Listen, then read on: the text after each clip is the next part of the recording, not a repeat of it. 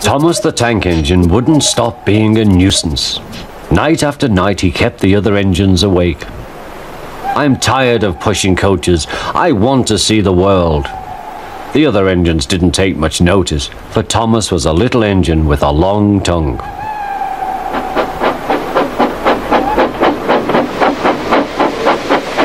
But one night, Edward came to the shed.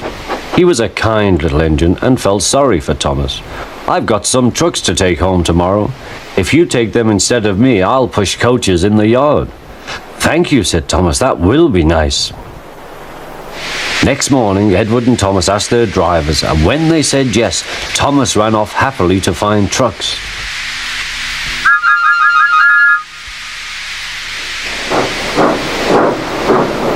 Now, trucks are silly and noisy.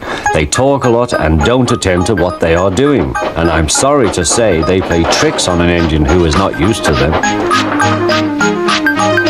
Edward knew all about trucks. He warned Thomas to be careful, but Thomas was too excited to listen.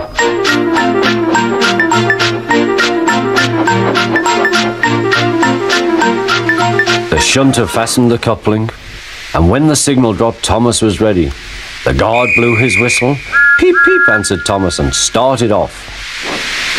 But the trucks weren't ready. Oh, they screamed, "Wait, Thomas, wait!" But Thomas wouldn't wait. Come on," he puffed. All right, don't fuss, all right, don't fuss," grumbled the trucks.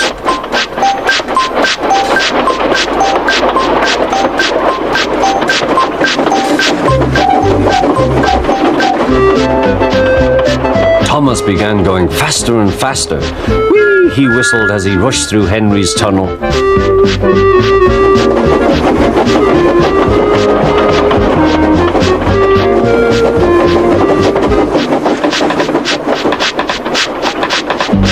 "Hurry, hurry," called Thomas. He was feeling very proud of himself, but the trucks grew crosser and crosser.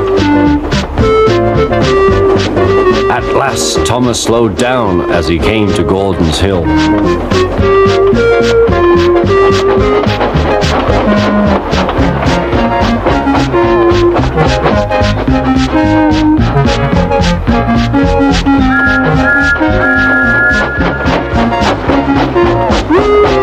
"Steady now, steady," warned the driver as they reached the top. He began to put on the brakes. We're stopping," called Thomas.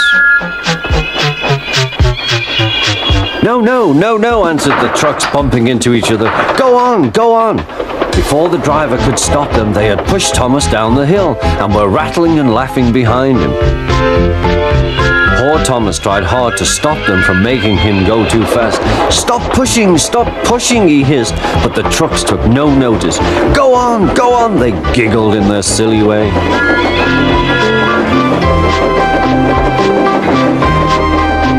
There's the station. Oh dear, what shall I do? He cried. He rattled straight through and swerved into the goods yard. Thomas shut his eyes. I must stop. When he opened his eyes, he saw he had stopped just in front of the buffers. There watching him was the fat controller. What are you doing here, Thomas? He asked.